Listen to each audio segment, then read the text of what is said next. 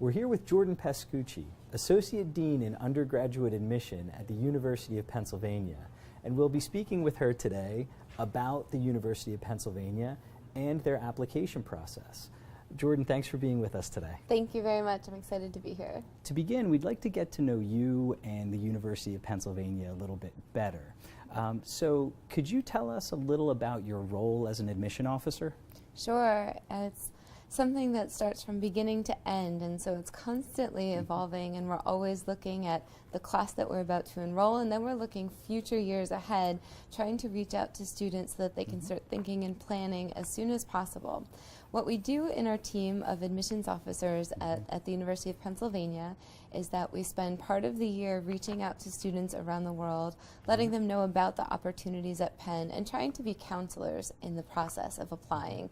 It's definitely a complex process when you're talking about selective admissions especially, and so we want to be there as a resource for not just the students and their families, but also for guidance counselors in the school communities around the world. So once we do that and we travel the world and we do lots of outreach, then we come back to campus, and then it's time to evaluate and select the class for that year for the University of Pennsylvania. And just out of curiosity, do you have a favorite part of being in admissions? I'm very lucky because in part of my role, I also work with international territories specifically, and so I love the travel and I love meeting new people and the hospitality and being introduced to new cultures through the school systems and meeting the students in their school and home environment. So I'm very lucky in that I get to meet a lot of interesting places and people. That's my favorite. Now that we know a little bit more about you, can you help us get to know the University of Pennsylvania? Absolutely. So the University of Pennsylvania is an Ivy League institution located in the city of Philadelphia, which is America's 5th largest city. What's great about it is that we're 2 hours from New York, 2 hours from Washington, D.C., and have everything that you would need in a world-class city right at our fingertips. So the University of Pennsylvania was founded by Ben Franklin, and I bring that up because he was a pretty interesting character. When you think about his own life and the spirit of innovation that he brought to everything that he did, when he founded the University of Pennsylvania, his vision was to create a place for people who wanted to make an impact in the world. A place where people could go to learn how to take their skills and talents and apply them to solve real-world problems. And so from that grew out this wonderful institution that has 4 undergraduate schools, 12 graduate schools, 164 research centers, 21 libraries, so many different resources all in one place. So students come here and they get to take advantage of all of the different schools, courses, opportunities. So it leads to a combination of majors, minors, and degree programs that simply aren't available anywhere else. So the fact that we're in a city, what's beautiful about it is that the campus is all contiguous. So basically from the center of campus, within 5 minutes walking, you can get to everything that I named plus more. All of the college houses, shops, restaurants, and so students within the course of a day can really create limitless opportunities at Penn. Jordan, I always tell students that universities have unique personalities. How would you describe the personality of Penn? I would definitely describe it as innovative and inspired. It carries with it, this idea of Ben Franklin being an innovator himself, and he was a scientist, inventor, entrepreneur, so many different things at a time in history where that just wasn't the norm. Students of today, what I like to tell them is that by the time they enter the workforce, half of the jobs that they'll have in their lifetime haven't been created yet. And so Penn is a place that attracts students that get excited about that idea. Because we have the 4 undergraduate schools of the College of Arts and Sciences, Wharton School of Business, School of Engineering and Applied Science, and School of Nursing, students are constantly collaborating together. And so students really enjoy that idea of challenging each other, growing along with each other, and taking advantage of the resources that come with a really large and diverse undergraduate population. So along those same lines of personality, what kind of student thrives on campus and who might struggle? That's a really good question, and I think it's one that students have to ask themselves before they apply to schools is, what kind of student am I? At Penn, definitely a student that succeeds here is a student that understands the most successful students are the ones that ask for help. I think that everybody thinks that they're talented, they've gotten admitted to a selective institution, and they can do it on their own. But the reality is that the students that you're seeing who aren't really struggling, who've adopted good study habits from the beginning, they're the ones that sought out the resources that exist here and use them.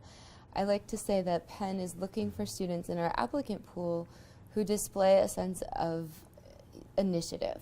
The idea that we have wonderful, tremendous opportunities and resources, but they don't mean anything unless a student's going to walk in the front door of the Center for Undergraduate Research and Fellowship or walk into the Penn Abroad office. So it's all about you having to put some initiative behind, everything that's going to come from that work that you put in the beginning. A student who would struggle at the University of Pennsylvania, I think, would be a student who would try to take it on all themselves.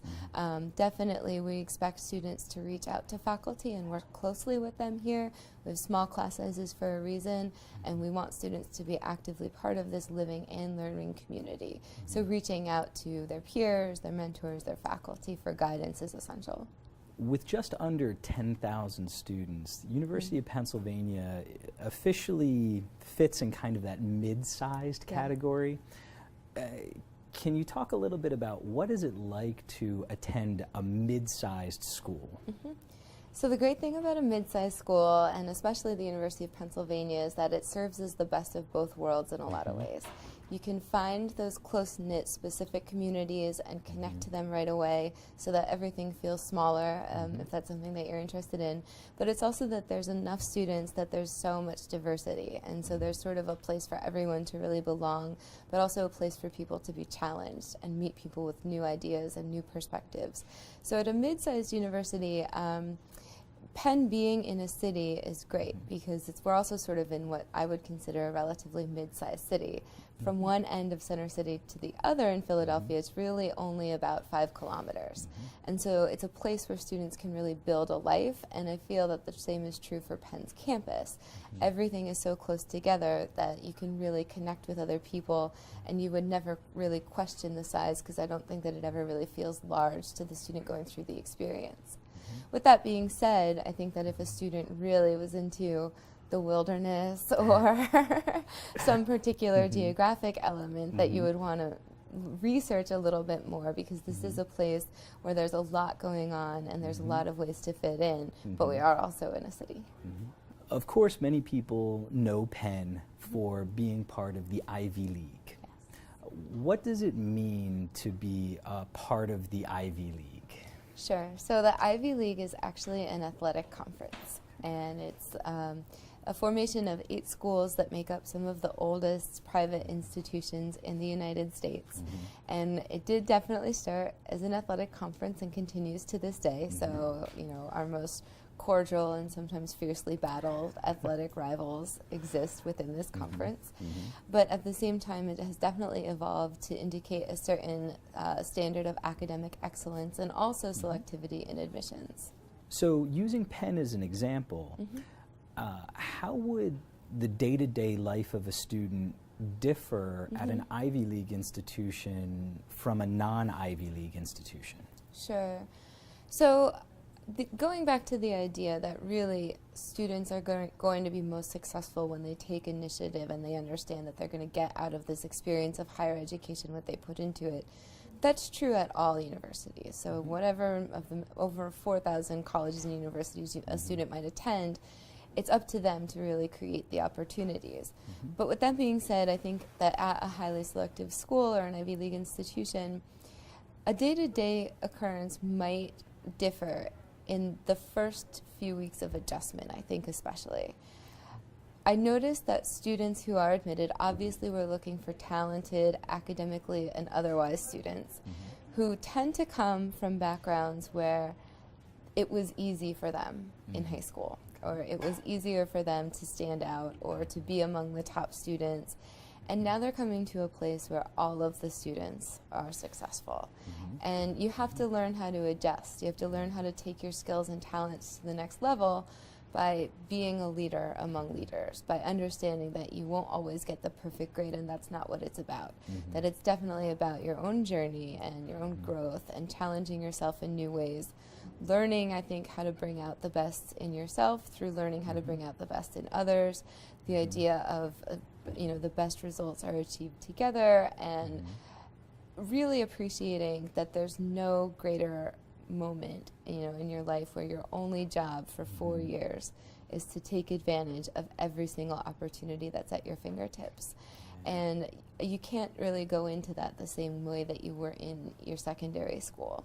A lot of times students are coming from places all over the world where the focus is on a number, an achievement, a grade. Whereas now it's much more about, an evolution, a thinking of how can you have an impact. And it definitely takes a little bit of adjustment, I think, getting used to being in an environment where everyone is as engaged as you are. So among the Ivies, Yeah. Penn is known as the social Ivy. Yeah. What does that nickname mean, and does it accurately describe Penn? I don't really know exactly what it means. I have a feeling that sometimes when students hear it or use it, they get images of American movies showing frat parties. But it can mean a lot of different things. And I've heard students really articulate it at Penn, it's a place where you work hard and you play hard, in the sense that you understand that learning and growth is not just going to come from inside a classroom wall, but come from the entire experience of living and learning on a residential campus like Penn.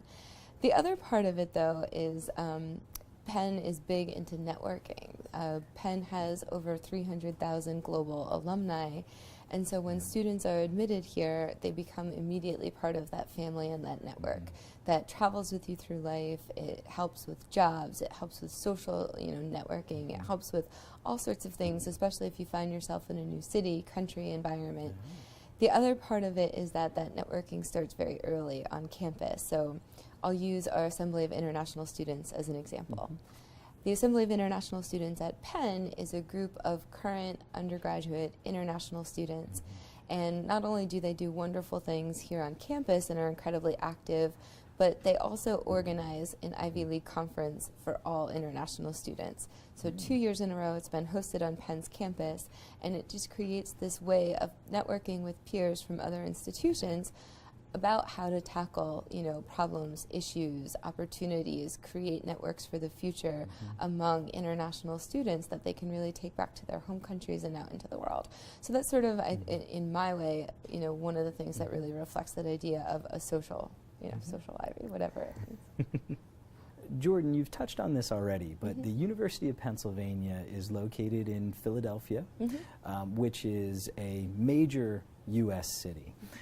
So because you're in a major U.S. city, the location is, of course, considered urban. Right. So what is life like in an urban environment? Yeah, so Philadelphia, as somebody who actually didn't grow up in Philadelphia, I've really appreciated about the city that it's got so many different neighborhoods, it's got so much diversity, but yet it's so easy to build a life. I remember when I first came to Penn, somebody asked me something, what's something that you're proud of? And I had to reflect on it and really think that it was the life that I've been able to build in Philadelphia. And that came just because of internship opportunities, job opportunities, opportunities to explore the city and feel comfortable in a place and have connections to so many different people and cultures with all, within an everyday experience. And so the city of Philadelphia, what's nice about it, again, it's so walkable. From Penn's campus, you're in Center City in 15 minutes, 10 minutes. And just the role that Penn plays in the city of Philadelphia is really enormous. And so it's nice that you always feel like you're on the cutting edge of something when you're at Penn and in the city of Philadelphia. It's one of those cities that is, completely up and coming and transformative, and one of those, great places to live, hidden gems, but yet has so much character and history and specific personalities and traditions.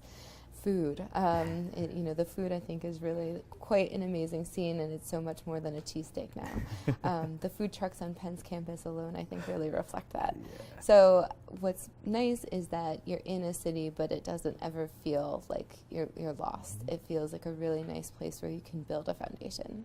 Geographically, Penn and Philadelphia are located in the northeast portion of the U.S. Yeah. What can students expect from life in the Northeast? Yeah, so today I have my snow boots on, so unfortunately that's part of the reality, but it's beautiful that you do absolutely experience all four seasons. And so if you're coming from a part of the world where that would be a new thing to you, it's really beautiful and exciting, especially the fall and the spring. And because Penn is in a location in the Northeast that does have all four seasons, a lot of campus traditions fall out of that. And so everything from fall break, winter break, spring break, and then the wonderfully popular spring fling that will happen. A lot of the changing of the seasons brings with it a whole series of traditions and things to look forward to. So life in the Northeast, what's great too is that it's a lot of major cities that are all concentrated near each other. So it's very easy to take day trips back and forth to New York City, even Boston, and definitely Washington, D.C.